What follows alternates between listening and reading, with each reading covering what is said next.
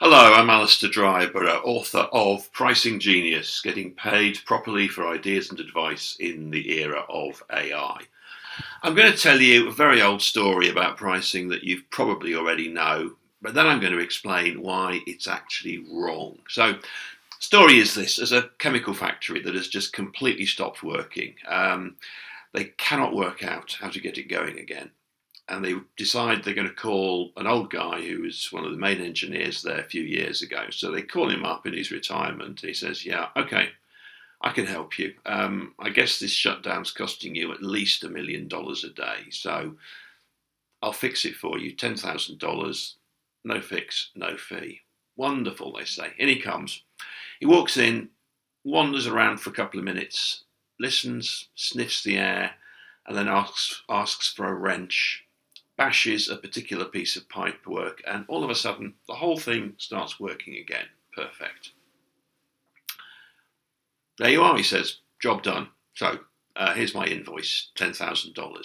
$10,000 for just bashing a piece of pipe?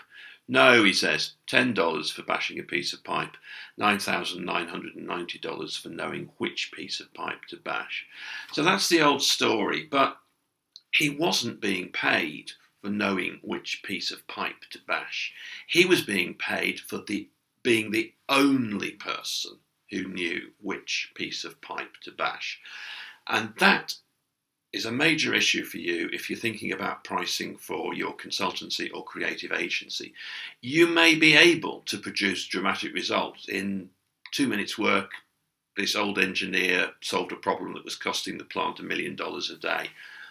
But if you're going to get paid the value of that, you need to be the only person who can do that job. And that, more often than not, is the challenge if you are one of the creative and ingenious and you can do amazing things and you want to get paid properly for them. So the answer, as you may not be surprised to hear, is in the book.